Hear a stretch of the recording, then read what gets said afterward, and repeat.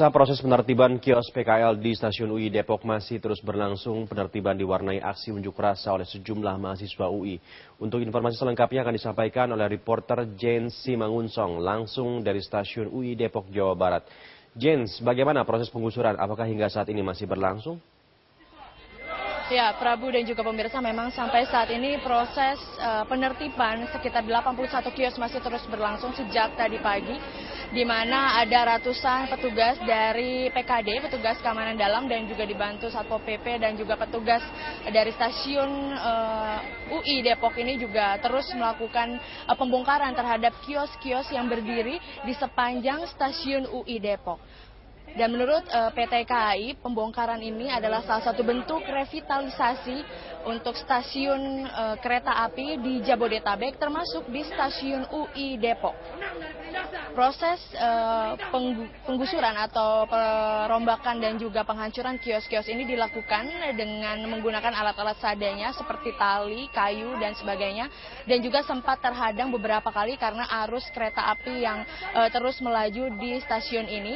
Meski demikian, di stasiun UI Depok ini tidak ada pemberhentian kereta api sehingga ditutup untuk sementara.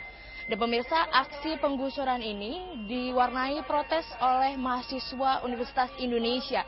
Mereka mengaku mewakili para pedagang merasa kecewa dengan PT KAI yang dianggap tidak berpihak kepada para pedagang dan mementingkan keuntungan mereka sendiri. Sehingga sebagian besar ada sekitar ratusan mahasiswa melakukan aksi pembakaran terhadap kaos-kaos yang bertuliskan BUMN dan juga PT KAI, di mana bentuk kekecewaan mereka sebagai bentuk kekecewaan mereka atas penggusuran ini. Dan pemirsa, saat ini saya akan mencoba berbincang dengan salah satu ketua BEM UI, yaitu dengan Ali. Halo Ali, selamat siang. Siang. Ali, sebenarnya kenapa kalian begitu semangat dan kalian sampai merelakan, ada beberapa yang harusnya kelas hari ini ya, dan merelakan duduk di sini bersama-sama melakukan aksi unjuk rasa untuk membela para pedagang. Kenapa? Pada dasar gini Mbak, ini bukan perkara mahasiswa punya kepentingan atau tidak, ataupun masa ada untung atau rugi atau tidak gitu loh. Itu semua disambung-sambungkan lah. Tapi kita berbicara moralitas dan hati nurani. Keadilan sudah mati di negeri ini gitu. Pedagang punya hak mereka ada hak atas pekerjaan di negeri ini. Mereka mencari pekerjaan sendiri, nggak minta-minta ke pemerintah. Dan mereka bukan pedagang kaki lima. Mereka pedagang yang sah, punya kontrak. Tapi digusur secara semena-mena oleh PT KAI. Kita bergerak atas dasar hati nurani, moralitas, kita hadir di sini bersama dengan pedagang. Sekarang kan akhirnya bangunan sudah digusur. Kemudian apa langkah selanjutnya? Langkah selanjutnya dari kita, jelas kita tidak akan berhenti sampai di sini. Jalur hukum akan kita tempuh. Yang pertama, jalur hukum melalui perdata, melalui perbuatan melawan hukum. Proses penggusuran yang terjadi. Kedua, terkait PT UN, Pengadilan Tata Usaha Negara yang akan kita layangkan nanti. Gugatan udah siap, tinggal tanda tangan pedagang, kita siap maju ke pengadilan lewat dibantu dengan LBH Jakarta. Oke, dan akan menggugat PT KAI. Dan akan menggugat PT KAI. Terima kasih Ali, dan pemirsa, kita juga akan berbincang dengan salah satu pedagang yang sudah berdagang di sini bertahun-tahun, dengan Ibu Juliana, betul ya? Iya. Ibu Juli, sudah berapa lama berdagang di stasiun PT KAI? Saya jalan 5 tahun ya, dagang di sini. Jalan 5 tahun. Ya. Pada saat dikatakan akan dibongkar, apakah Ibu diberitahu atau diajak untuk berdialog oleh PT KAI? Sebenarnya kita hanya diberi surat, ya, dan menurut kami surat itu bukan dialog. Itu hanya pemutusan sepihak oleh PT KAI. Dan kita sudah berusaha untuk dialog, udah kemana-mana untuk bisa berdialog, tapi mereka tidak mau dialog sama pedagang.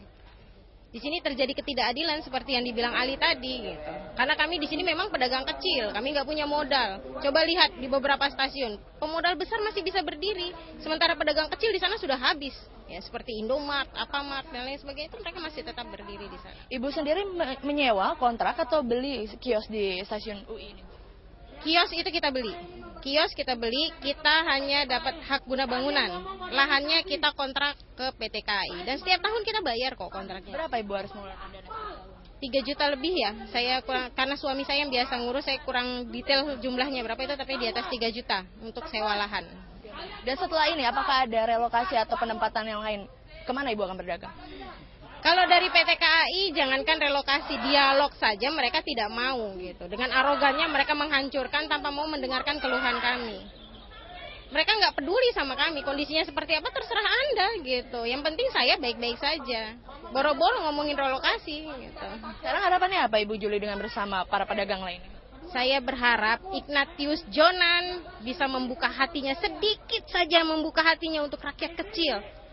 Dunia ini bukan hanya untuk orang-orang yang berduit, dunia ini juga untuk orang-orang kecil. Kami juga butuh hidup.